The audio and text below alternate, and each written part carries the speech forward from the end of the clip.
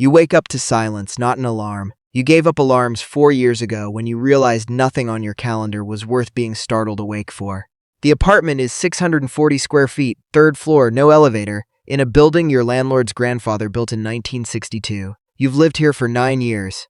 Rent is $1,050 a month, frozen by a rent stabilization clause almost nobody in the building understands but you. You are worth $2.8 million. Your mail carrier does not know this. Your gym does not know this. The woman who does your taxes suspects something, but even she doesn't have the full number. You make instant coffee. Not because you can't afford better, but because you tested 7 brands 2 years ago, found one you liked for $6 a jar, and stopped thinking about coffee forever. Decision fatigue is a tax, and you refuse to keep paying it on things that don't matter. While the kettle heats, you check the number. 90 seconds, same as always. 2.31 million sits across 4 index funds, contributed to bi-weekly since you were 23. You've never timed the market, never chased a stock tip from a cousin, never once sold in a downturn. Not in 2020. Not in 2022, when the group chat was convinced everything was ending. You just kept buying the way you pay a bill you never question. $310,000 sits in a high-yield savings and short-term bonds. 18 months of expenses, doing nothing exciting, which is exactly its job. And $190,000 sits quietly in an account nobody in your family knows exists, earmarked for your best friend's daughter's college, a promise you made at her christening and never mentioned again. You own no property. People assume that means you're behind. You are not behind. You calculated it 7 years ago on a napkin. Buying here would have cost you $340,000 more than renting once you accounted for taxes, maintenance, and the opportunity cost of that down payment sitting in the market instead. Some choices that look like sacrifice are actually math wearing a disguise. You put on the same gray hoodie you've owned since 2019. You own 3. This isn't poverty. This is the luxury of never opening a closet and negotiating with yourself. You take the train.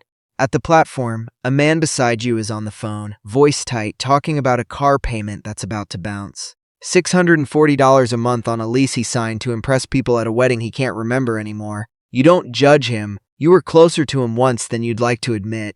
You just know something he doesn't yet. $640 a month invested instead at a reasonable return becomes close to $900,000 over 25 years. That car isn't a car. It's a future he traded away for a Tuesday commute with better legroom. At work, you're a mid-level operations coordinator. $71,000 a year. Nobody's headline number. You like the job, mostly, and you stay because every dollar you earn now is optional, not required, and that distinction changes everything about how you carry yourself in a meeting. When your manager pushes an idea that doesn't make sense, you say so, plainly, without flinching. You can afford to be honest because you're not afraid of being fired. Fear is expensive. You stopped paying for it years ago. Around 11, a coworker named Priya catches you by the printer. She's 24, a year into her first real job, and she's doing that thing young people do where they laugh about being broke so it doesn't sting as much. I have $4,200 in credit card debt, she says, half joking. I don't even remember most of it. You don't lecture her. You remember being her, staring at a balance and feeling like the number was a verdict on your character instead of just a number. You tell her the only 2 rules that ever mattered: automate your savings before you can spend it, and never let a balance sit on anything that doesn't grow. That's the whole lecture. She laughs, but you can tell it lands. You don't tell her what you're worth. You never do. You just forward her a spreadsheet template that changed your life in your 20s, the same one somebody handed you once without explanation. Lunch is rice and lentils you made Sunday 1/10 a serving. 2 deaths over someone's unwrapping a $16 salad, complaining about rent in the same breath. Used to feel superior about this. You don't anymore. Somewhere past your first $400,000, the superiority faded into something closer to indifference. You're not eating lentils to prove a point. You genuinely don't want the salad more. Restraint stopped being restraint a long time ago. It became preference, and preference doesn't require willpower. Your phone buzzes at 1:40. It's your sister. Her car needs a $980 repair she doesn't have. You hear the specific tightness in her voice, the ones that sounds like an apology for existing. You know that sound from the inside. You made it yourself once, at 22, asking your father for gas money and feeling like a failure for needing it. Send me your Venmo, you say. It's not a loan, she protests. You don't budge. 980.035% of your net worth. For her, it was the difference between showing up to work and not. That's not generosity. That's just math with a heart attached. Mid-afternoon, a temptation. A pair of noise-canceling headphones you've wanted for 2 years drops to $220 in a flash sale. You could buy 10 of them without noticing. You add it to the cart anyway, then run the filter you built for yourself a decade ago. Not can I afford it? That question retired long ago. Just 3. Well, I still want this in 30 days. Am I buying the object or the relief of buying something? And who exactly am I trying to impress? You sit with the third question longest. The honest answer is nobody, and your entire adult life has been built on refusing to spend money on nobody's opinion. You close the tab, maybe in 30 days. The espresso machine passed this same test once, 2 years ago, and you've used it every single morning since without a flicker of regret. The filter isn't restriction, it's a sieve. It just lets the right things through. People assume the number came from somewhere dramatic, a stock that mooned, a lucky bet, a wealthy relative. There was no relative. There was no lucky bet.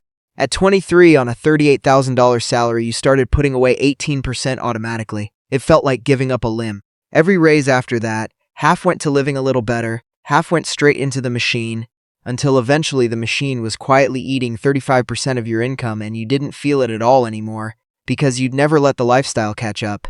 You were unremarkable at picking investments and excellent at one single skill, not interrupting them. 15 years.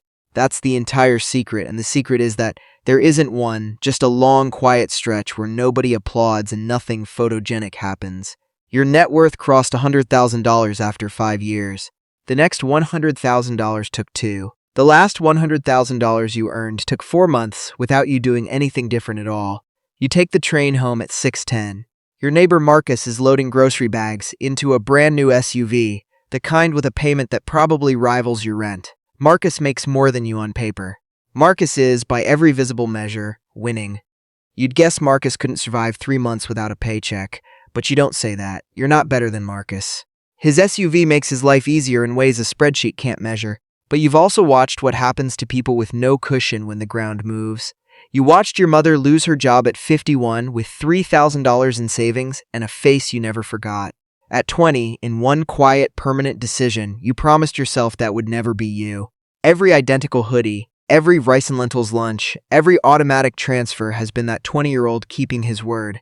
That night, you video call your best friend, the closest thing you have to family. She doesn't know your number either. Nobody outside your own head does.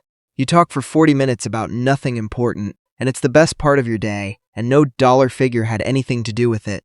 Before bed, you check your phone one last time. A podcast clip plays in the background, some guest asking, "What's your number? When do you stop?" You passed your number about $700,000 ago, and nothing changed. No parade. The number just became a bigger number, and you were still the same person eating lentils on a Tuesday. That's the part nobody tells you before you get here. The finish line is a rumor. What the money actually gave you arrived years earlier, in pieces, the day you stopped dreading your bank app, the day a layoff at work stopped scaring you, the day you said no to something and meant it. Wealth was never the number. Wealth was the absence of small emergencies turning into large ones. Today you earned $274, spent $9, sent $980 to someone who needed it, and walked away from a $220 impulse. Nobody clapped. Nobody knows. Tomorrow the market will do whatever it does, and you'll do nothing beautifully again. Because real money, once it's actually yours, stops needing to be seen, and so do you.